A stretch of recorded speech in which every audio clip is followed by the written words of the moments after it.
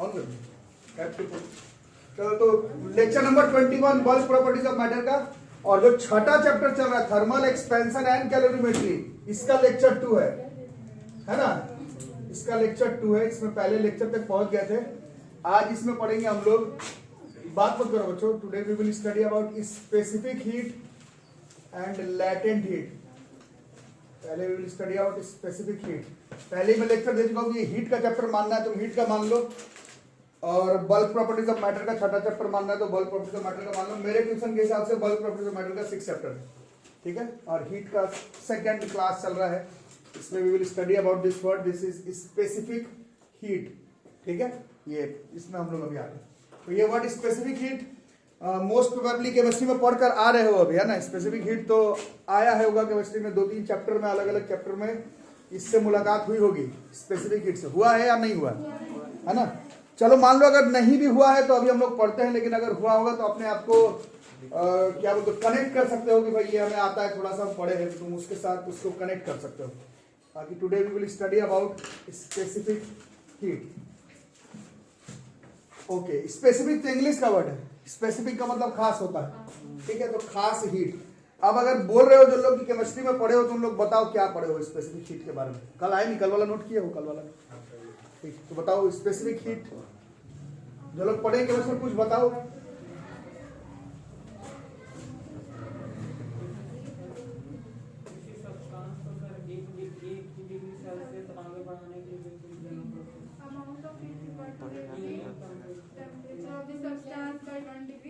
ठीक है, सही बात बता रहे। स्पेसिफिक का मतलब खास होता है। देखो कोई, कल हम लोग क्या पढ़े थे, थर्मल एक्सपेंशन, उसी का आगे का टॉपिक है।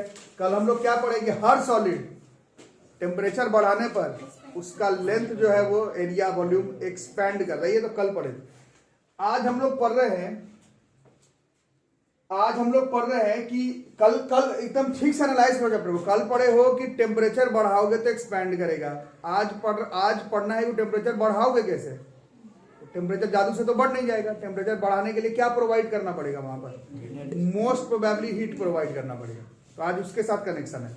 बाकी बहुत बढ़िया चैप्टर है ये थर्मल एक्सपेंशन एंड कैलोरीमेट्री, खुद का एक चैप्टर मान सकते हो तो, ठीक है। तो आज का कॉन्सेप्ट है स्पेसिफिक हीट। कल पढ़े थे हीट करने पर एक्सपेंशन होता है, आज पढ़ेंगे कि हीट कैसे करोगे। तो ऑब्वियस बात है कि बिना टेम्परेचर दिए हुए, बिना टेम्परेचर राइज करवाए हुए हीट तो नहीं करवाओगे, मतलब गर्म नहीं करोगे। गर्म करने के कई तरीके हैं, इस चैप्टर में अभी फिलहाल जो हम लोग चैप्टर पढ़ रहे हैं उसमें टेम्परेचर राइज करके ही गर्म करेंगे, ठीक है। तो अभी आप लोग खुद ही बता रहे स्पेसिफिक हीट क्या है। स्पेसिफिक हीट, स्पेसिफिक खास, एक अमाउंट ऑफ हीट किसी भी मटेरियल का। टू बी फेयर, इस चैप्टर में सॉलिड के बारे में पढ़े तो सॉलिड के बारे में रहेंगे। सॉलिड है, सॉलिड का टेम्परेचर कुछ है, कुछ खास टेम्परेचर पर है, उसका 1 डिग्री टेम्परेचर राइज करना है। कितना डिग्री टेम्परेचर राइज करना है, 1 डिग्री। जादू से हो जाएगा क्या, उसको टेम्परेचर राइज करने के लिए उसमें क्या देना पड़ेगा, हीट सप्लाई करना पड़ेगा। उसी हीट को ही हम लोग स्पेसिफिक हीट कहते हैं। समझ में आ रही है बात, समझ में आई बात, क्या समझे। एक खास तरह का हीट है जो कि हर मटेरियल को चाहिए होता है अपना टेम्परेचर इंक्रीज करने के लिए। अब इंक्रीज में डिफाइन करना है, इसलिए हम लोग समझाने के लिए 1 डिग्री सेल्सियस अगर इंक्रीज करना है हर एक मटेरियल को, तो एक खास अमाउंट ऑफ हीट का जरूरत पड़ेगा। उसी के बारे में हम लोग पढ़ेंगे, स्पेसिफिक हीट के बारे में, ठीक है। पहला चीज हो गया। दूसरा नंबर, ये चैप्टर का नाम क्या है, स्पेसिफिक चैप्टर का नाम थोड़ी है, चैप्टर का नाम है बल्क प्रॉपर्टी ऑफ मैटर। अब कल वाली ही बात करते हैं, कल परसों या फिर टू बी फेयर 1 महीने से हम लोग पढ़ रहे हैं बल्क प्रॉपर्टीज ऑफ मैटर। ये एल्यूमिनियम का मेटल है और ये कॉपर का है, दोनों का लेंथ जो है वो सेम है, मास मान लो सेम है, लेंथ का भी फिलहाल काम नहीं, मास जो है वो दोनों का सेम है। दोनों एक खास टेम्परेचर पर है, 50 डिग्री सेल्सियस पर, जो भी मान लो, दोनों का ही मतलब लेंथ बराबर है, बट एक एल्यूमिनियम का है और एक कॉपर का है, लेंथवा बराबर है दोनों का, मास भी बराबर है। और दोनों का टेम्परेचर मेरे को 1 डिग्री सेल्सियस ही राइज करना है, और दोनों पहले भी 50 डिग्री पर ही है। समझ में आ रहा है, फिर से बोल दूं, बोलो, 2 अलग अलग मटेरियल है, शुरुआत का टेम्परेचर सेम है, मास सेम है, लेंथ सेम है, और दोनों का ही टेम्परेचर तुमको 1 डिग्री सेल्सियस ही राइज करना है, 1 ही डिग्री सेल्सियस। अभी दोनों 50 पे, मतलब दोनों के 51वें पर पहुंचाना है। दोनों को किस चीज का जरूरत पड़ेगा, हीट का जरूरत पड़ेगा ना, सेम पड़ेगा या अलग अलग पड़ेगा। अब खुद ही बता रहे हो अलग अलग पड़ेगा, क्योंकि यही है बल्क प्रॉपर्टी ऑफ मैटर। अभी भी ये मैटर का, एल्यूमिनियम और कॉपर का किसी चीज में तो डिफरेंस है जिसके वजह तुम मास सेम लिए हो, लेंथ सेम लिए हो, इनिशियल टेम्परेचर सेम लिए हो, दोनों में एक ही डिग्री टेम्परेचर राइज करना है और दोनों में हीट दोगे तो टेम्परेचर राइज भी हो जाएगा, बट फिर भी बोल रहे हो कि दोनों में जो अमाउंट ऑफ हीट लगेगा वो अलग अलग लगेगा, स्पेसिफिक हीट लगेगा। यही टॉपिक है, बल्क प्रॉपर्टीज ऑफ मैटर के अंतर्गत भी पढ़ेंगे और हीट चैप्टर के अंतर्गत को भी, इस चैप्टर को हम लोग पढ़ेंगे, स्पेसिफिक हीट। यही बचत तो स्पेसिफिक हीट में क्या लगेगा बताओ, स्पेसिफिक हीट क्या हुआ आप लोग खुद ही बता दिए। अमाउंट ऑफ हीट है, रिक्वायर करेगा कौन, एक सब्सटेंस क्या करने के लिए, अपना टेम्परेचर को 1 डिग्री सेल्सियस से राइज करने के लिए। बोलो कोई दिक्कत इसमें? ठीक है, यहां तक समझ गया क्या? अब बात हो रहा था मास का। हम लोग ने अभी जो एग्जांपल लिया था उसमें दोनों केस में मास को क्या रख लिया था, सेम रख लिया। अब थोड़ा ऐसे एज्यूम करोगे, आप लोग अभी बता रहे हैं स्पेसिफिक हीट का क्या डेफिनेशन बताया, 2-3 लोग बताए। ये खास अमाउंट ऑफ हीट है जो कि एक सब्सटेंस को चाहिए होता है अपना टेम्परेचर को 1 डिग्री सेल्सियस से राइज करने में। ये तो तुम बोल दिए, बट एक्चुअल में पूरा बात बोले नहीं। ये तो सीधा सीधी मास के ऊपर डिपेंड कर रहा है ना। अगर वो सॉलिड इतना है तो इसका 1 डिग्री सेल्सियस राइज करने के लिए अलग हीट लगेगा, और इसी सॉलिड को इतना बड़ा कर दूं तो इसमें अमाउंट ऑफ हीट ज्यादा लगेगा। मैं तो मटेरियल चेंज करने के लिए भी नहीं बोल रहा, उसी मटेरियल का बोल रहा हूं। मास ज्यादा अगर रखते हो तो वो 1 ही डिग्री सेल्सियस राइज करने में तुमको हीट अलग अलग लग जाएगा। इसका मतलब है गेम में जैसे तुमने एक चीज समझा दिया कि 1 डिग्री सेल्सियस को राइज करना है, ये तुम लोग अभी खुद ही बोले हो, उसी तरह से डिफाइन करते समय ये भी मेक श्योर करना होगा कि ये जो तुम बता रहे हो उसका मास भी 1 ग्राम या 1 किलोग्राम वैसे फिक्स करके ही बताना पड़ेगा। समझ में आया? या 1 यूनिट मास अभी आप लोग बता रहे।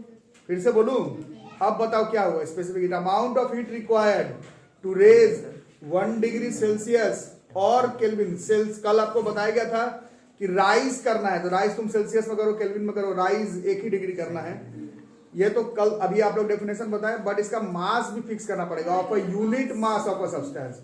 मतलब 1 केजी या 1 ग्राम जो भी है, 1 केजी सब्सटेंस है, उसका टेम्परेचर 1 डिग्री सेल्सियस राइज करना है। जादू से राइज नहीं होगा, उसके लिए आपको उसमें हीट देना पड़ेगा। वो जो खास अमाउंट ऑफ हीट है उसी को हम लोग स्पेसिफिक हीट कहते हैं। और खुद ही आप लोग बताए कि मास सेम रख लो, लेंथ सेम रख लो, इनिशियल टेम्परेचर भी सेम रख लो, और 1 ही डिग्री इंक्रीज करना है ये भी सेम रख लो, फिर भी जो अमाउंट ऑफ हीट है वो अलग अलग लगेगा, क्योंकि इसमें एक प्रॉपर्टी का भी अंतर आएगा जो कि इस चैप्टर में हमें दोनों चीज का काम पड़ जाएगा। बल्क प्रॉपर्टीज ऑफ मैटर और हीट का चैप्टर तो है ही, तो हीट को भी गेम में लेकर के आएंगे।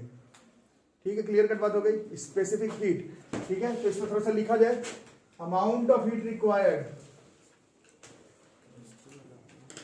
केमिस्ट्री वाला ही है ना, amount of heat required to raise क्या 1 degree Celsius of a unit mass of a substance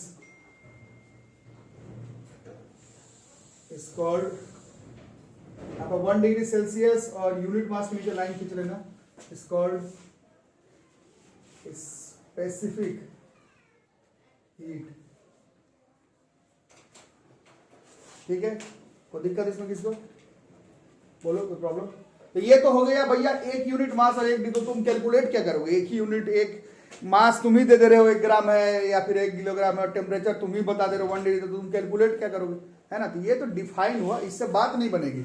हर बार के तुम्हारे पास 1 ही ग्राम रहेगा, 1 ही डिग्री सेल्सियस राइज करेगा, ये थोड़ी कॉन्सेप्ट है। तो अब आपको बताना है कि अब कंसीडर करो कि हमारे पास एक सब्सटेंस है, या फिर ऐसे एक सब्सटेंस है, ठीक है, उसका टेम्परेचर राइज करना है, तो तुमको उसमें क्या देना पड़ेगा? अमाउंट ऑफ हीट को अगर क्यू से डिनोट करते हैं, अमाउंट ऑफ हीट, इसको कल परसों एक चैप्टर पढ़ रहे थे उसमें फ्लो रेट से डिनोट किए थे। पॉइजियल इक्वेशन, पॉइजियल वाले में था, बर्नौलीज थ्योरम में था, सब में फ्लो रेट को क्यू से डिनोट किए हो। अभी किए हो 1 आध दिन पहले, याद कर लो फ्लोर। और उस समय में बताया था कि मेरे हाथ में नहीं है, क्यू से ही करते हैं फ्लो रेट को, बट बचपन से हमें मालूम है 8th 9th क्लास से कि क्यू से जो है वो हीट, अमाउंट ऑफ हीट को डिनोट करते हैं। वैसे 10th में पढ़े और क्वांटिटी ऑफ चार्ज को भी क्यू से डिनोट करते हैं। तो ये तुम्हारे मेरे बोलने से तो होगा नहीं, जिससे करते हैं डिनोट उससे करना पड़ेगा। अभी फिलहाल क्यू से अमाउंट ऑफ हीट को अगर हम लोग डिनोट करें। तो आपकी बारी आगे बताने की कि ये किस किस चीज के ऊपर डिपेंड करेगा। ये हाँ मास के ऊपर डायरेक्टली या इनवर्सली। तो जितना ज्यादा मास उसका राइज इन टेम्परेचर करने में तुमको दूसरा नंबर 1 ही डिग्री राइज करोगे क्या? अगर ज्यादा करना है तो फिर डायरेक्टली प्रोपोर्शनल होगा delta T. This is rise in. तो समझ में आ रहा है ना? इन दोनों को अगर साथ में लिख दिया जाए तो क्या हो जाएगा? This Q is directly proportional to M delta T। ठीक है। और अब आगे की बात, अभी थोड़ी देर पहले बताया, दो अलग अलग मटेरियल है, एक एल्यूमिनियम का एक कॉपर का। इसका मास सेम ले लो, ओरिजिनल टेम्परेचर सेम ले लो, चेंज इन टेम्परेचर भी सेम कर लो। 50 से 56 करना है दोनों में। चेंज इन टेम्परेचर सेम, मास भी सेम ले लो। हीट देने पर ही टेम्परेचर राइज करेगा, बट आप खुद बोलेंगे कि वो जो हीट है वो अलग अलग लगेगा, क्योंकि यहाँ पर ये प्रोपोर्शनल हटेगा और यहाँ पर हमें कांस्टेंट का जरूरत पड़ेगा। और वो कांस्टेंट इस चैप्टर का नाम है बल्क प्रॉपर्टी ऑफ मैटर। यहाँ पर एक आएगा constant, this is C, this is delta T. This C is called, ये स्मॉल सी है, छोटा ही सी लिखना। This is known as specific heat constant. ये स्पेसिफिक हीट कांस्टेंट है और इसका यही चैप्टर का नाम है बल्क प्रॉपर्टी ऑफ मैटर। ये प्रॉपर्टी है। आज हमारा 21वां लेक्चर चल रहा है बल्क प्रॉपर्टीज ऑफ मैटर का। कल भी मैं इस पे लेक्चर दिया था कि जब ये चैप्टर स्टार्ट हो रहा था तो हमें एक मटेरियल का केवल एक प्रॉपर्टी के बारे में मालूम था, डेंसिटी। बट अब 6वां-7वां चैप्टर में आते आते बहुत कुछ मालूम है। एक मटेरियल का, टू बी फेयर, सॉलिड का डेंसिटी तो फिक्स होता ही है, बट उसका यंग्स मॉडुलस भी फिक्स होता है। सॉलिड का अगर बात करें सॉलिड का है तो उसका alpha beta gamma at a fix temperature fix होता है। और ये जो सी का वैल्यू है वो भी एक सॉलिड का जो है वो स्पेसिफिक प्रॉपर्टी है, वो फिक्स होता है। 10th खत्म होने तक, चाहे ये चैप्टर स्टार्ट होने तक, हमें सॉलिड का केवल एक प्रॉपर्टी मालूम था, डेंसिटी होता है, डेंसिटी होता है। और वो लिक्विड गैस से ज्यादा होता है, केवल हमें इतना मालूम था। 10th तक आते आते, 11th तक आते आते देख रहे हो सॉलिड का ही कितना सारा प्रॉपर्टी निकल करके आ रहा है। ये जो सी है this is specific heat constant, और ये टॉपिक है स्पेसिफिक हीट। स्पेसिफिक हीट का कब जरूरत पड़ेगा? जब आपको किसी क्वेश्चन में लगे कि फलाना मास ऑफ अ सब्सटेंस का टेम्परेचर राइज करने वाला हीट वुड का क्वेश्चन है, तो समझ लेना गेम जो है वो स्पेसिफिक हीट का है। ओके, इसका यूनिट वगैरह बताओ, खुद से ही बता सकते हो। स्टैंडर्ड इंटरनेशनल यूनिट इज, ये निकालना है, ये हीट है, हीट का होगा joule. Heat is a type of, heat is a form of energy. Joule, mass उधर गया तो जूल पर केजी पर केल्विन। तो अगर यहां पर केल्विन लिख रहे हो तो डेफिनेशन में यहां पर फिर केल्विन लिखना पड़ेगा। वैसे राइज का बात है, राइज तुम सेल्सियस में करो चाहे केल्विन में करो, वो नहीं आता। बट चलो अगर यहां पर केल्विन लिख रहे हो तो यहां केल्विन लिख दो। जूल पर केजी पर केल्विन, ये हो गया स्पेसिफिक हीट कांस्टेंट का वैल्यू। और ये मोटा मोटी हर सॉलिड का एट अ फिक्स्ड टेम्परेचर इसका वैल्यू जो है वो कांस्टेंट होता है। बल्क प्रॉपर्टी ऑफ मैटर, ये प्रॉपर्टी होता है specific property, specific heat constant. ठीक है, लिखो। और डायमेंशन, चलो डायमेंशन डायमेंशन डायमेंशन, इसका डायमेंशन स्मॉल सी से करना बस। डायमेंशन चलो हो जाए फिर। जूल का होता है ml2 T-2 था ना। जूल का मतलब वर्क का है ml2 T-2। नीचे का मास, नीचे मतलब नीचे ही केल्विन है ना। तो एक कट गया, कितना कितना हो गया L2 T-2 केल्विन इनवर्स। और जब यहां तक बोली दिए तो आगे यहां तक भी बोल दिया जाए। अभी तक इतना चैप्टर पढ़े थे, केल्विन डायमेंशन में भी नहीं आ रहा था अभी तक किसी चैप्टर में, किसी चैप्टर में नहीं आ रहा था, अब आना शुरू हुआ। जबकि पहला क्लास जो लोग किए थे यूनिट डायमेंशन का 7 फंडामेंटल फिजिकल क्वांटिटी था, उसमें अंत वाला कैंडेला था जो कि मैं बोला था शायद नहीं, शायद का मतलब नहीं दिखेगा 11th-12th में। मोल से बचे हुए थे, अभी तक नहीं आया, अब आने वाला है बहुत जल्दी। और केल्विन से भी अभी तक बचे हुए थे, बाकी सब तो दिख ही रहा था और अब केल्विन भी गेम में है। ठीक है, तो अब चैप्टर थोड़ा सा और टफ ही होते हुए चला जाएगा। जूल पर यहां तक लिख लिए क्या? अब इसी में थोड़ा सा, मैं तो इसी में लिख दूंगा, आप लोग थोड़ा सा अपना बदल करके लिखेंगे नोट बना करके। ये क्या है? Amount of heat required to raise 1 degree kelvin, या रेज तो 1 डिग्री सेल्सियस में भी चलेगा, किसका? ऑफ अ मास के जगह पर अगर यहां पर मोल कर दें, हो सकता है ना 1 ग्राम का यूनिट, 1 ग्राम का टेम्परेचर राइज नहीं करना है, पूरे 1 मोल का करना है। तो हीट ऑब्वियस है कि अलग लगेगा। अभी तुम 1 ग्राम पर थे, अब 1 मोल पर आ गए हो, अमाउंट ऑफ हीट जो है वो अलग लग जाएगा। इसको भी हम लोग स्पेसिफिक हीट ही कहते हैं, but it is known as molar specific heat, आ रहा समझ में? बाकी कॉन्सेप्ट तो ऐसा ही रहेगा, but Q is directly proportional to mass पर नहीं होगा, किस पर हो जाएगा? Number of mole. अब केमिस्ट्री में शायद नंबर ऑफ मोल को स्मॉल एन से कर दो, किससे कर दो? वही रखेंगे, नहीं तो बाद में कंफ्यूजन होगा। पीबी बराबर है नाटी में एन नंबर ऑफ मोल्स को लिखेंगे, small n number of mole ही है ना, तो ठीक है, यहाँ एन ही रखोगे, नहीं तो फिर कंफ्यूजन होगा तुम्ही को बाद में। वैसे फिजिक्स में म्यू से करते हैं, बट अभी जस्ट केमिस्ट्री में पढ़ रहे हो इनसे, तो फिर उल्टा पुल्टा हो जाएगा। फिर फिजिक्स में म्यू से लिखा जाता है वैसे, बाकी ऐसा ही रह जाएगा। Q डायरेक्टली प्रोपोर्शनल टू कितना हो गया? This will be n delta t Q is equal to, अब इस केस में Q is equal to m C ही आने वाला है, बट इसको हम लोग कैपिटल C लिखते हैं। इसका अंतर अभी पड़ेगा क्वेश्चन आंसर में, इसलिए इसको ध्यान से लिखना।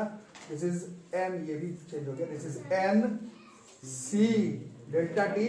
वो स्पेसिफिक हीट कांस्टेंट नहीं, उसको हम लोग कहेंगे मोलर स्पेसिफिक हीट कांस्टेंट। आ रहा समझ में? तो कैपिटल C से डिनोट करेंगे, कैपिटल C से डिनोट करेंगे, और इसका यूनिट कितना हो जाएगा? यहाँ पर बताओ, जूल पर केजी नहीं है, जूल पर मोल। ठीक है, अब लिखो स्पेसिफिक हीट समझ गए थोड़ा सा, तो अब आगे चलते हैं। इसके बाद वाला जो वर्ड है वो तो मैं आपसे ये भी नहीं पूछूंगा कि आपने 11th के केमिस्ट्री में पढ़ा कि नहीं, क्योंकि अब वाला जो हीट आ रहा है वो हम लोग 9th केमिस्ट्री में पढ़ कर आए हैं। इसमें बहाना लगाओगे कि हम नहीं पढ़े तो तुम बेवकूफ हो, क्योंकि 9th क्लास के एकदम चैप्टर नंबर 1 में ही दिया हुआ था। अब वाला जो हीट आने वाला है वो क्लास 9th का सिंपल साइंस के सिलेबस में केमिस्ट्री के चैप्टर नंबर 1 पर था। स्पेसिफिक हीट के साथ का concept, this is latent heat, hidden heat था ना 9th क्लास में। ये मैं ये भी नहीं पूछूंगा कि 11th में पढ़े हो केमिस्ट्री में कि नहीं पढ़े, मोस्ट प्रोबेबली शायद नहीं पढ़े हो, केमिस्ट्री में भी है यार। ये तो 9th क्लास का फेमस टॉपिक था, latent heat chapter number 1 chemistry में पढ़ना। कुछ याद है तो बताओ।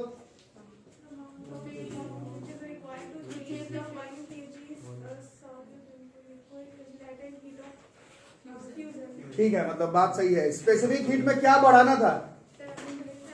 स्पेसिफिक हीट में क्या बढ़ाना था? इसमें सीधा स्टेट ही चेंज करना है। दोनों चीज में यही अंतर है। जहां सिर्फ टेम्परेचर राइज की बात हो, बोलो बोलो, बैठे नहीं तो कुछ नहीं होगा। जहां सिर्फ टेम्परेचर राइज का बात हो वहां पर, जहां पूरा स्टेट ही चेंज कर देना है वहां पर। ये बेसिक डिफरेंस। बाकी 9th क्लास और 11th क्लास में जो भी आप लोग पढ़े उस हिसाब से डेफिनेशन के बारे में बात करेंगे। तो इसमें 9th क्लास में समझाया गया था इस तरह से। अब 11th में क्या पढ़ो नहीं पढ़ो मेरे को पता नहीं, बट साइंस में लैटेंट हीट को इस तरह से इंट्रोड्यूस करवाया जाता है। एक कंटेनर लेना, उसमें बर्फ भर देना है, यही पढ़ाया गया था 9th क्लास में, और उसमें रख देना है थर्मोमीटर, है ना, और नीचे से बर्फ को गर्म करना है। गर्म करने पर थर्मोमीटर में टेम्परेचर राइज दिखना चाहिए, बट वहां पर नहीं दिखता। 9th में ही बताया गया था, वो हीट छुप जाता है, हिडन हीट। 9th में पढ़ोगे, नहीं पढ़ो तो जाओ 9th का बुक से पढ़ो। अब थोड़ा, अब ये तो मैं ये भी नहीं बोलूंगा कि 11th केमिस्ट्री में पढ़कर आएगी, नहीं तो 9th केमिस्ट्री का टॉपिक है। बर्फ रखना है, थर्मोमीटर रखना है, बर्फ को गर्म करना है। थर्मोमीटर में हीट दिखता नहीं है, छुप जाता है, हिडन हीट। इसी हीट को लैटेंट हीट कहते हैं। एज ए साइंस स्टूडेंट हमें मालूम है कि वो हीट छुपता नहीं है, वो हीट कहाँ चला जा रहा है। अगर वो बर्फ के फॉर्म में था, मतलब वो सॉलिड के फॉर्म में था, तो उसका इंटरमोलिकुलर स्पेस कम था, तो वो जो हीट हम दे रहे हैं वो थर्मोमीटर में तो नहीं दिख रहा, बट वो जो हीट है वो स्पेस, इंटरमोलिकुलर स्पेस को खोलने में बर्बाद हो रहा है। और थोड़े देर के बाद वही जो हीट है वो पूरा का पूरा स्टेट चेंज कर जाएगा सॉलिड का। उसी हीट को हम लोग लैटेंट हीट कहते हैं। ये क्लास 9th में पढ़ाया गया था कि अगर तुम लिक्विड लेते हो वाटर, उसमें भी थर्मोमीटर लगा देते हो और उसको भी नीचे से गर्म करोगे, वहां पर भी तुमको थर्मोमीटर में राइज नहीं दिखेगा, क्योंकि वहां पर भी जो आप हीट देंगे वो धीरे धीरे टेम्परेचर राइज में नहीं जाएगा। वो जो हीट है वो उस लिक्विड का स्टेट चेंज करके गैसियस फॉर्म में पहुंचाने में जाएगा। एक बार स्टेट चेंज हो गया उसके बाद थर्मोमीटर में राइज जो है वो तुमको दिख सकता है। तो इसी हीट को हम लोग लैटेंट हीट कहते हैं। ये क्लास 9th क्लास में हमने पढ़ा था। अभी बताओ क्या डेफिनेशन निकल कर कराया। Latent heat is amount of heat required to convert. अब वही बात है, आप स्टेट बोल दोगे तो फिर डिफाइन करने में नहीं बनेगा, इसलिए यहां पर भी मास को फिक्स कर लो। 1 kg ऑफ अ सब्सटेंस और 1 unit mass of a substance को किसमें चेंज करना है? From its solid to liquid या liquid to gaseous state without increasing in temperature. Temperature rise नहीं करना है, बिना टेम्परेचर राइज के वो स्टेट चेंज करना है। और टेम्परेचर राइज होगा ही नहीं, क्योंकि वो जो तुम हीट दे रहे हो उसका काम टेम्परेचर राइज करने का था ही नहीं। उसका काम जो है वो वहां पर सिर्फ स्टेट चेंज करने का था। तो इसको लैटेंट हीट में हम लोग पढ़े थे क्लास 9 में। Amount of heat required to convert 1 unit of mass into solid to its liquid state without increasing its temperature at its melting point, और या फिर 1 kg of liquid into its gaseous state without increasing in temperature at its boiling point is called latent heat, और इसको hidden heat भी कहते हैं क्योंकि इसका हीट थर्मोमीटर में नहीं दिखेगा, इसका हीट जो है वो स्टेट चेंज करने में यूटिलाइज होता है, तो दिस इज लेटेंट हीट। ठीक है, थोड़ा definition, amount of heat required, 9th class वाला डेफिनेशन है, amount of heat required to convert, दांत दिखाना बंद करो, to convert 1 unit of mass from its, कहां से कहां, solid to liquid state without increase in temperature, बात मत करो, तुम खराब हो जाएगा, विदाउट इंक्रीजिंग टेम्परेचर, और वो भी कहां पर होगा, एट इट्स, सॉलिड से लिक्विड कर रहे थे, ये किसी भी टेम्परेचर पर नहीं हो जाएगा, eight its melting point is called, ये पूरा लेटेंट हीट नहीं है, जब सॉलिड से लिक्विड है तो is called latent heat of fusion, देखो खुद ही से बता रहे हो तुम, latent heat of fusion LF, और इसी में अगर लिक्विड टू गैस हो, पूरा मैं लिख नहीं रहा हूं, अपने से लिख लोगे ना, लिक्विड टू गैस कहां पर, एट इट्स बॉइलिंग पॉइंट, वो विदाउट इंक्रीजिंग इन टेम्परेचर लिख लेना, विदाउट, क्या बोले जा रहे हो,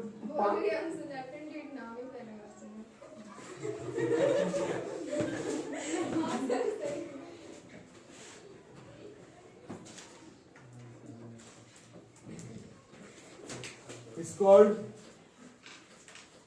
latent heat of, वो सब मैं नहीं लिखवा रहा कि इसका हिडन हीट इसको क्यों कहते हैं, 9th क्लास में सब लिखवाया गया है, ये हीट थर्मोमीटर में नहीं दिखेगा बट ये स्टेट चेंज करने में यूटिलाइज, वो सब अब 11th के कॉपी में क्या लिखोगे, 2-2 पेज लिखा जाएगा इसमें, उतना नहीं लिखेंगे। Latent heat of vaporisation, LV, ठीक है, और इसी चैप्टर में तो नहीं है, 9th में इसी चैप्टर में था, 11th फिजिक्स में इस चैप्टर में तो नहीं है, बट 9th केमिस्ट्री में इसी चैप्टर में था कि अगर लिक्विड गैसियस स्टेट में चला जाए बिना बॉइलिंग पॉइंट पर पहुंचे हुए ही, तो वो एक नेचुरल फेनोमेना है, दैट इज इवापोरेशन। लिक्विड अगर गया स्टीम फॉर्म में लेकिन बॉइलिंग पॉइंट तक नहीं, उससे पहले ही चला गया, नेचुरल फेनोमेना में है, तो वो इवापोरेशन है। वहां पर आपको 9th क्लास में जहां भी पढ़ोगे, बड़ा फेमस टॉपिक था, उतना हीट चाहिए लेकिन उतना बॉइलिंग पॉइंट पर नहीं जाकर के हो जा रहा है, तो उतना हीट उसको कहां से मिल जा रहा है, सराउंडिंग से, तो इवापोरेशन हमेशा कूलिंग कॉज करता था। क्लास 9 में हम लोग पढ़े थे इवापोरेशन कॉजेस कूलिंग, उसमें बहुत स्कूल में आता था आपका मटका में पानी ठंडा क्यों रहता है, समर में कॉटन क्लोथ्स क्यों पहनते हैं, गर्मी के सीजन में छत पर पानी क्यों डाला जाता है, evaporation causes cooling 9th class का सुपर हिट टॉपिक था स्कूल एग्जामिनेशन के लिए। रूल के हिसाब से इसी के आगे का टॉपिक है, बट फिजिक्स में हम लोग इवापोरेशन को ला नहीं रहे क्योंकि इवापोरेशन एक नेचुरल फेनोमेना, उसका कोई फॉर्मूला नहीं लिख पाएंगे। लेकिन जहां भी जब भी पढ़ो, अभी भी 11th में जिस बुक से जाकर के अभी आप लोग पढ़ेंगे, जिस भी किताब से, इसके आगे इवापोरेशन के बारे में जरूर मिलेगा लिखा हुआ। मैं फॉर्मूला मतलब मैं कॉपी में नहीं लिख रहा क्योंकि अब इवापोरेशन का फॉर्मूला तो नहीं लिख देंगे, इवापोरेशन इज इक्वल टू ये, बट लेटेंट हीट के ठीक आगे जिस भी किताब, फिजिक्स में पढ़ लो, केमिस्ट्री में पढ़ लो, बायोलॉजी में पढ़ लो, लेटेंट हीट सब जब दिख जाए उसके 1-2 लाइन आगे इवापोरेशन तुमको दिखना ही है, क्योंकि इवापोरेशन में भी लिक्विड जाता है गैस में, लेकिन वो बॉइलिंग पॉइंट से पहले ही पहुंच जाता है, तो उतना हीट उसको तो चाहिए। लेटेंट हीट बराबर हीट चाहिए, कहां से लेगा, सराउंडिंग से, तो सराउंडिंग को कूलिंग कॉज कर देता है। अभी फिजिक्स का इस पोर्शन, इस चैप्टर का पोर्शन नहीं, but as a science student हमें मालूम होना चाहिए कि लेटेंट हीट का ठीक अगला टॉपिक इवापोरेशन होता है, बट अभी मैं इस चैप्टर में नहीं ला रहा, ठीक है। तो हम लोग बातचीत कर रहे हैं amount of heat required to convert 1 unit of mass from its solid to liquid state without increasing temperature at its melting point is called latent heat of fusion. और वही अगर लिक्विड से गैस में हो जाए, टेम्परेचर राइज नहीं करना है, बॉइलिंग पॉइंट पर होना चाहिए, 1 यूनिट ऑफ मास होना चाहिए, इसमें भी 1 यूनिट ऑफ मास होना चाहिए, वो भी लेटेंट हीट है, बट उसको हम लोग लेटेंट हीट ऑफ वेपोराइजेशन कहेंगे। चलेगा, कोई दिक्कत इसमें? तो अब इसमें आगे की बात तुम बताओ कि ये अमाउंट ऑफ हीट है, देखो अभी लिखते लिखते बताओ, ये Q है, या अमाउंट ऑफ हीट चाहिए क्या करने के लिए, स्टेट चेंज करने के लिए। स्पेसिफिक हीट टेम्परेचर राइज करने के लिए चाहिए, लैटेंट हीट सीधा स्टेट ही चेंज करने के लिए चाहिए। तो ये किस चीज के ऊपर डिपेंड करेगा, अभी इस केस वाला तुम क्या चेंज कर रहे थे, स्टेट। तुम डेफिनेशन 1 यूनिट का लिखे हो, इतना बर्फ को पिघलाना है, उतना हीट लगेगा क्या, इतने का तो और ज्यादा लगेगा। इसका मतलब स्टेट भी अगर चेंज करना है टेम्परेचर पर नहीं करेगा। यही मजे की बात है, टेम्परेचर पर नहीं करेगा क्योंकि ये विदाउट इंक्रीजिंग टेम्परेचर है, ये सिर्फ उसके मेल्टिंग पॉइंट पर ही होगा। विदाउट इंक्रीजिंग टेम्परेचर वो उसके बॉइलिंग पॉइंट पर ही होगा। इस बार गेम में टेम्परेचर का राइज नहीं है क्योंकि वो हो ही नहीं रहा है। इस बार गेम में केवल मास है और स्टेट चेंज करने का बात है। इस बार जो अमाउंट ऑफ हीट होगा, इस बार बॉस जो अमाउंट ऑफ हीट होगा, इस बार जो अमाउंट ऑफ हीट होगा बॉस, वो डायरेक्टली प्रोपोर्शनल सिर्फ और सिर्फ मास के ऊपर होगा और दूर दूर तक कहीं से इसका लेना देना नहीं है। बट अब अगर मैं बात कर लूं तुमसे कि बर्फ ले लिए 5 केजी का और एक कोई दूसरा सॉलिड 5 केजी का, दोनों को ही मेरे को पिघला देना है। मान लो वैक्स पिघलता है ना, वैक्स पिघल जाएगा, चलो तो 5 केजी का आइस ले लो, 5 केजी का वैक्स ले लो, मास वास सेम कर दिए। दोनों के बारे में मेरे को मालूम है कि हीट करना शुरू करेंगे तो दोनों पिघल के किस फॉर्म में चला जाएगा, सॉलिड से लिक्विड फॉर्म में। अब तुम बताओ अमाउंट ऑफ हीट बराबर लगेगा कि अलग अलग लगेगा, क्योंकि यहाँ पर भी कोई ना कोई प्रॉपर्टी इन्वॉल्व है और वो प्रॉपर्टी एक्चुअली में यहाँ पर थोड़ा थोड़ा करके लिखा गया है। इस बार जो प्रोपोर्शनल हटेगा वो m के साथ ये कैपिटल L आएगा और इसी L को ही हम लोग कहते हैं लैटेंट हीट कांस्टेंट। जैसे स्मॉल c या फिर c स्पेसिफिक हीट कांस्टेंट, ये हो जाएगा हमारा लैटेंट हीट कांस्टेंट। और ये चैप्टर का नाम है बल्क प्रॉपर्टी ऑफ मैटर। बर्फ का और वैक्स का लैटेंट हीट का वैल्यू जो है वो अलग अलग होगा। चैप्टर का नाम भी देखना है। मेंस एडवांस हीट का तैयारी तो करेंगे ही, बट कुछ क्या पढ़ करके गया वो भी तो मालूम होना चाहिए। प्रॉपर्टी में फर्क मालूम होना चाहिए। बल्क प्रॉपर्टी ऑफ मैटर, अगर सिर्फ टेम्परेचर राइज करवाना हो तो उसका स्पेसिफिक हीट कितना है उसका आइडिया होना चाहिए। सीधा स्टेट चेंज करवा रहे हो तो उस फलाना मटेरियल का लैटेंट हीट तुमको पता होना चाहिए, उसके बगैर काम नहीं चलेगा। बाकी यूनिट तो आप लोग खुद लिख लेंगे। इट्स यूनिट इज, इट्स मतलब लैटेंट हीट का यूनिट नहीं है। लैटेंट हीट तो हीट ही है, जूल होगा। लैटेंट हीट कांस्टेंट का यूनिट पूछा जा रहा है। दिस इज जूल पर केजी हो गया केवल, ठीक है।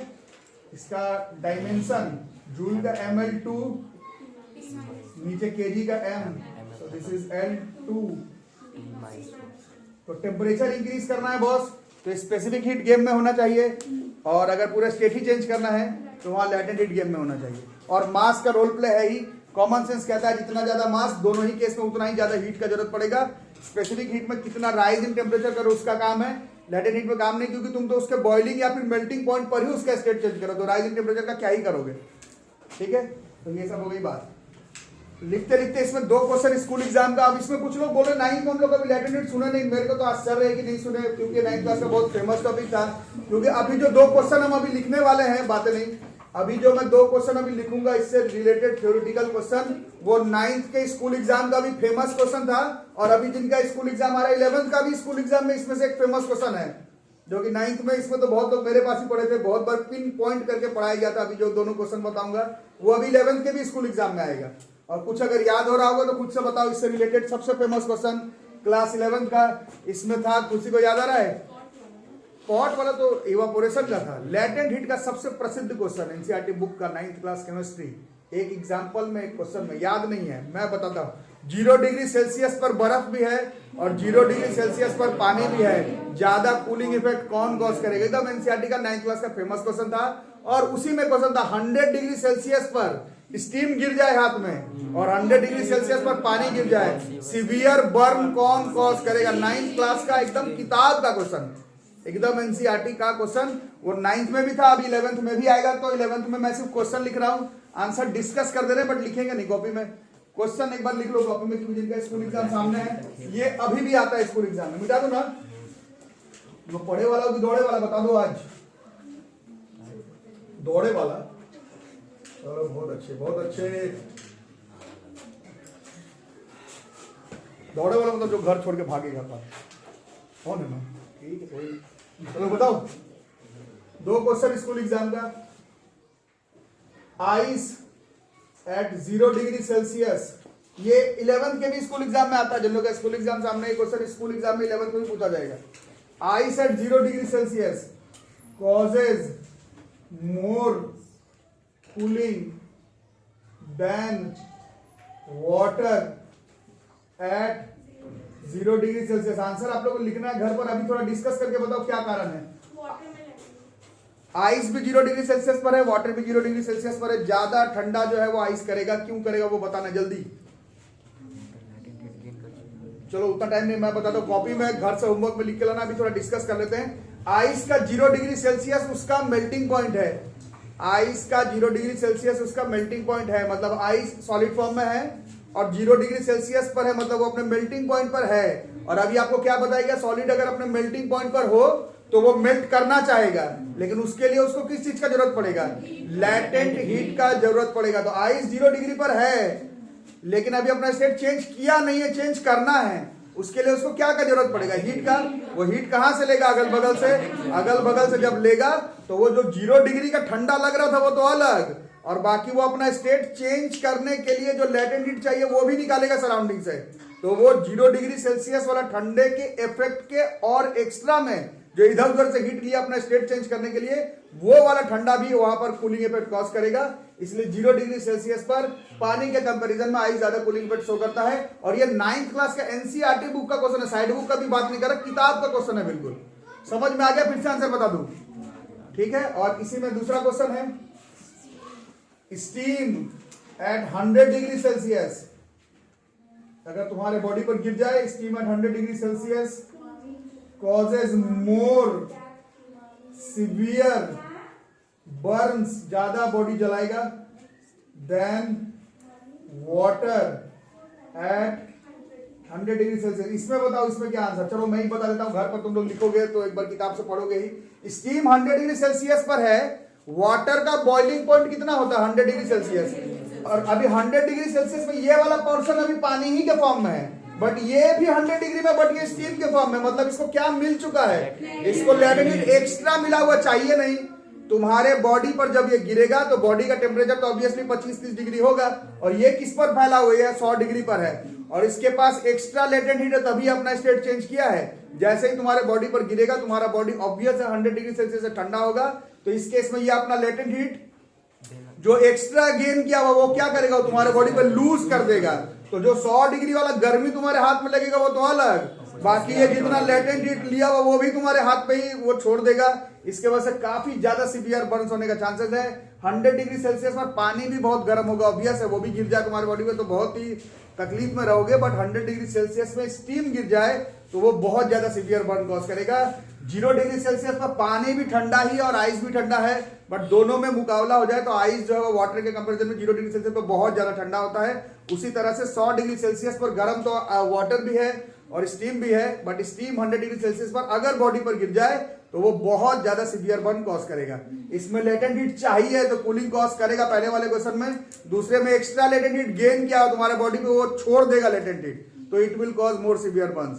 जो स्कूल एग्जाम का क्वेश्चन है 9th का 11th के भी स्कूल एग्जाम में पूछा जाता है, तो आंसर आप लोग जरूर लिखेंगे, मैं नहीं लिखवा रहा कॉपी में। और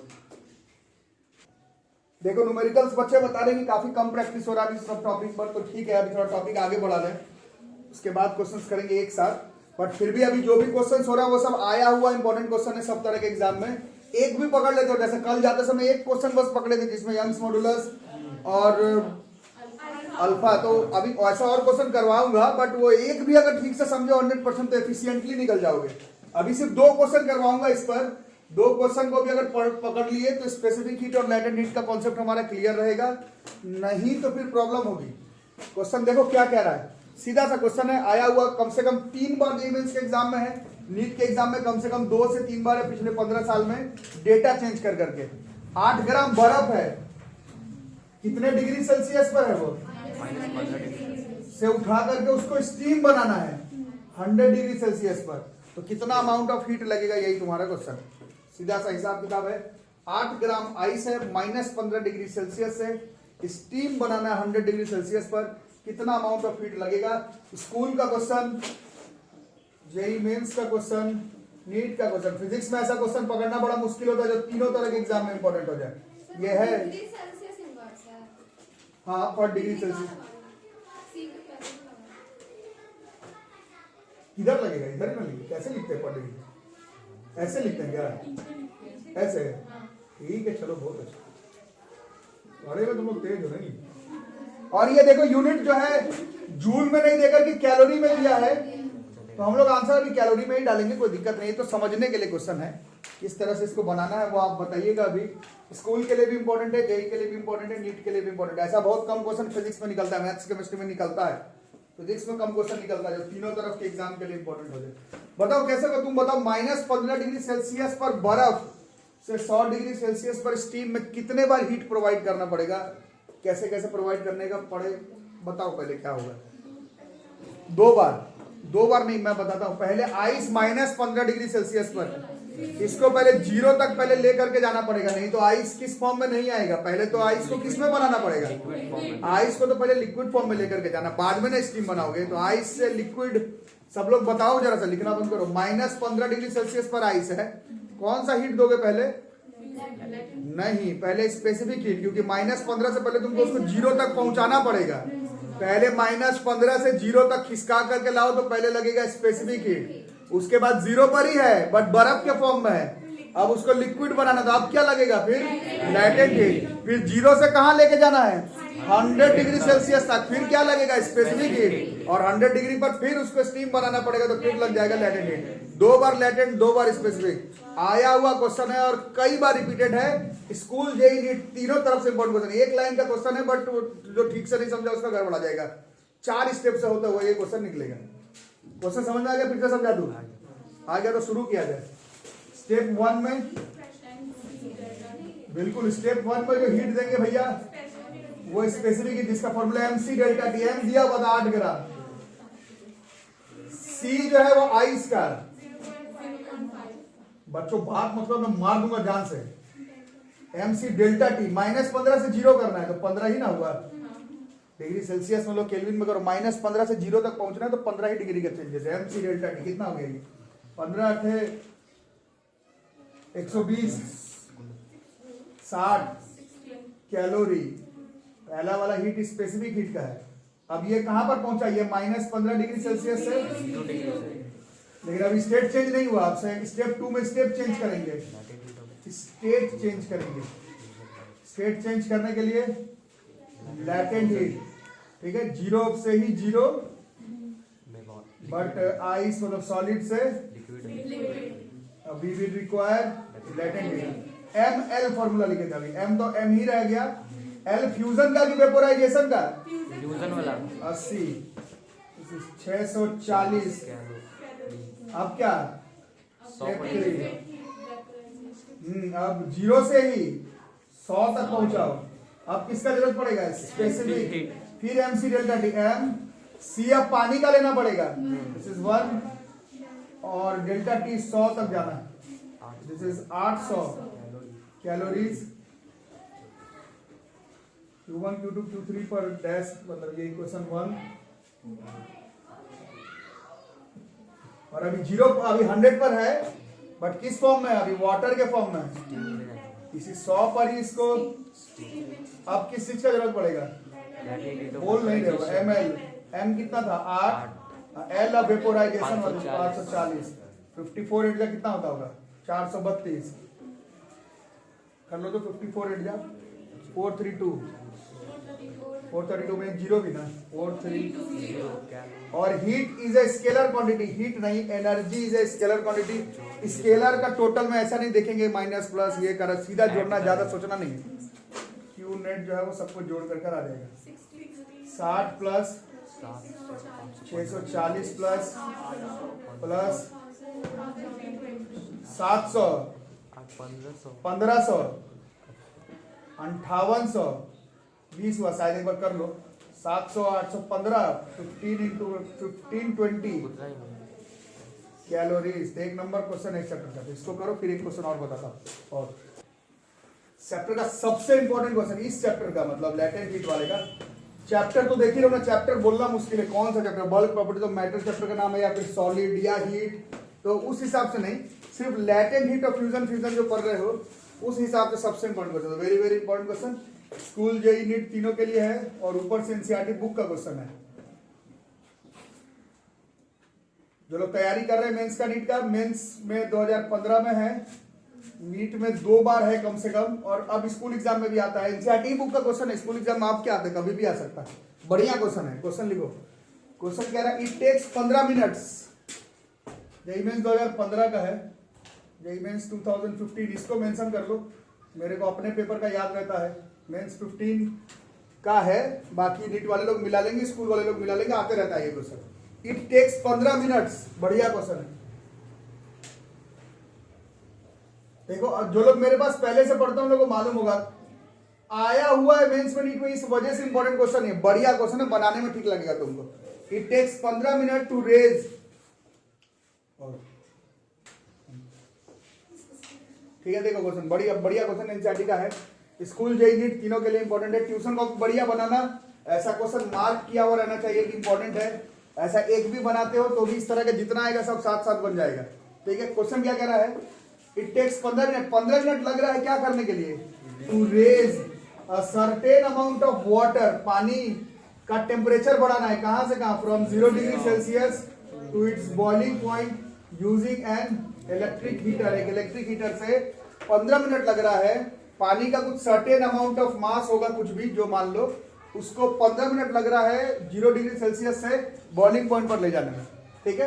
अब उसी में after this 1 hour and 20 minutes, 1 घंटा 20 मिनट मतलब 80 मिनट लग रहा है क्या करने में, are required in the same conditions, क्या करने में, टू कन्वर्ट 15 मिनट में पानी को गर्म करके 0 से लेकर के गए कहां तक, 100 तक जरूर लेकर गए, और फिर और 80 मिनट लग गया पूरे पानी को वेपर में कन्वर्ट करने में, ठीक है। कोई दिक्कत। अब इस डेटा से, अब इसमें एक चीज हमको दिया हुआ given, specific heat of water दे रहा है कितना, 1 कैलोरी पर ग्राम पर डिग्री सेल्सियस। इस डेटा से तुम बता दो कि latent heat of vaporisation of water कितना होगा। इस क्राइटेरिया से, इस कंडीशन से बता दो कि एलवी ऑफ वाटर कितना होगा, ठीक है। बना तो मैं रहा हूं, उससे पहले आप लोगों में से जो लोग अबव एवरेज के पढ़ने में, पिछले 2 क्वेश्चन में एक डेटा आया जो कि अभी तक आपको मार्क कर लेना चाहिए था। पानी का स्पेसिफिक हीट देख रहे हो कितना, 1 कैलोरी पर ग्राम पर डिग्री सेल्सियस। इसका वैल्यू हम लोग याद कर लेते हैं, अच्छा रहेगा। डेंसिटी ऑफ वाटर जैसे हम लोग याद किए हुए हैं 1000 kg पर मीटर क्यूब। कई बार बताया हूं, न्यूमेरिकल बनाते समय पानी का डेंसिटी नहीं दिया रहता है। 9th में, 10th में, 11th में, 12th में, फिजिक्स में, केमिस्ट्री में, बायोलॉजी में कभी भी डेंसिटी ऑफ वाटर का काम पड़ जाए गिवन नहीं रहता है। Speed of light c 3 × 10⁸ metre per second, वो नहीं दिया हुआ रहेगा। उसी तरह से स्पेसिफिक हीट ऑफ वाटर दिया रहता है टू बी फेयर, बट ये अगर हम लोग याद करने में दिक्कत नहीं है। 1 कैलोरी है पर ग्राम पर डिग्री सेल्सियस, क्या बुराई है याद करने में, नहीं। पानी का C का वैल्यू अगर हम लोग याद करके रखेंगे तो बढ़िया ही रहेगा, बाकी ये वैल्यू दिया हुआ रहता है टू बी फेयर, ठीक है। खैर हमें इस डेटा से क्या निकालना है, लेटेंट हीट ऑफ वेपोराइजेशन निकालना है वाटर का, ठीक है। इसको कैसे कैलकुलेट करें, तो इसमें देखो, इसको कैलकुलेट करने का एक स्ट्रेटेजी है। इसमें हम लोग ऐसे लेंगे, लेट लिखना मत, द इलेक्ट्रिक हीटर प्रोड्यूसेस, अच्छा ये जेईई नीट का क्वेश्चन है, बट मैं ऑप्शन के साथ नहीं लिखा हूं, तो जैसे बुक में है वैसे ही कर देना। एंट्रेंस एग्जामिनेशन में जिस यूनिट पे क्वेश्चन होगा उसी यूनिट पे बनाना। ये क्वेश्चन कैलोरी वगैरह में दिया हुआ है तो मैं कैलोरी पे बना दे रहा हूं, बाकी मेंस नीट का जब क्वेश्चन पढ़ेंगे ऑप्शन के साथ तब देखेंगे किस यूनिट में बोल रहा है। ये बुक का क्वेश्चन है तो जैसे बोल रहा है वैसे बना देता। Let electric heat produces Q calorie per minute, 1 minute में Q कैलोरी, ठीक है। एक इलेक्ट्रिक हीटर है, वो 1 मिनट में हम लोग मान ले रहे हैं कितना कैलोरी प्रोड्यूस करता है, Q आ रहा है समझ में, तो 15 मिनट में कितना करेगा, सब लोग बोलो 1 मिनट में। मैंने माना है कि एक इलेक्ट्रिक हीटर है वो Q कैलोरी प्रोड्यूस करता है 1 मिनट में, तो 15 मिनट में 15 Q कैलोरी प्रोड्यूस करेगा। आ रहा है समझ में। 15 मिनट की बात क्यों हुई, क्योंकि यहाँ पर देखो 15 मिनट में पानी का क्या इंक्रीज कर रहे हो तुम, तो कौन सा हीट, ये 15 Q जो है उस पानी के 15 डिग्री सेल्सियस बढ़ाने के स्पेसिफिक हीट में काम आएगा। Q बराबर M नहीं दिया हुआ है, C दिया हुआ है, 1 था ना, M C डेल्टा T, ये 15 था, 15 0 से 100, सॉरी, ये स्पेसिफिक हीट। समझ में आ रहा है नहीं आ रहा, बोलो। आ रहा है। देख लो कैसे गेम घूमता। अभी थोड़ी देर पहले आपके फ्रेंड पूछे थे कि टाइम को गेम में लाया जाएगा तो कैसे बनेगा, फॉर्मूला तो नहीं है टाइम वाला, ऐसे ही बनाना पड़ेगा। ठीक है, फॉर्मूला में आपको बिना टाइम के सिखाया गया, बट क्वेश्चन टाइम वाला है तो you have to use your mind. और ट्यूशन में प्रैक्टिस का जरूरत पड़ता है, टीचर बता करके भेजता है, इस तरह का क्वेश्चन आता है, इस तरह से अप्रोच करना पड़ता है। तुम नहीं पढ़ के गए, दिस इज योर प्रॉब्लम, है ना। तो 15Q बराबर 100 इंटू M इंटू 1, ये specific heat, this is equation number 1। समझ में आ गई बात। वो जो हीटर था वो 1 मिनट में कितना कैलोरी प्रोड्यूस करता है, तो 80 मिनट में कितना करेगा।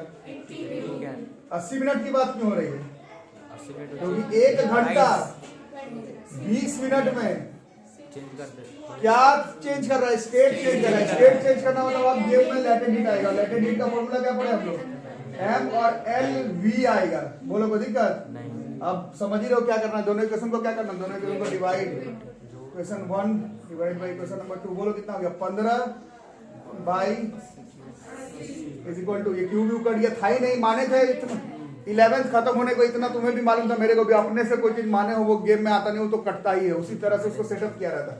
Q2 हमको मतलब M भी कटेगा, LV is equal to 100 20 1600 by 3, 1600 हुआ ना, 533.33 हो रहा है। और यूनिट था इसका जूल पर केजी था ना, तो कैलोरी पर ग्राम, हमारा ग्राम में क्वेश्चन था कहीं पर, ये है, ठीक है। तो हमारा ये बुक का क्वेश्चन था, तो इस यूनिट में आया, आपका कुछ और यूनिट में आ सकता है। इस रेंज में क्वेश्चन है। वो इलेक्ट्रिक हीटर ने क्यू कैलोरी पर मिनट बनाया, इसका काम भी नहीं पड़ा क्वेश्चन बनाने में, बट उसके बगैर वो क्वेश्चन अप्रोच आप कर नहीं पाएंगे, टाइम वाइम का कॉन्सेप्ट इन्वॉल्व हो, तो इस तरह से क्वेश्चन करना है। ऐसा और भी क्वेश्चंस करेंगे अगले क्लास में। हम लोग हीट का सेकंड क्लास हमारा खत्म, लैटेंट हीट और स्पेसिफिक हीट के बीच में डिफरेंस। न्यूमेरिकल्स बच रहा है अभी, सबका बचा हुआ है, अल्फा बीटा गामा का बचा हुआ है, सी अभी ये सी का भी शुरू हुआ है, सी और एल का क्वेश्चन है, ये सब हम लोग देखेंगे नेक्स्ट क्लास में। ग्रेट।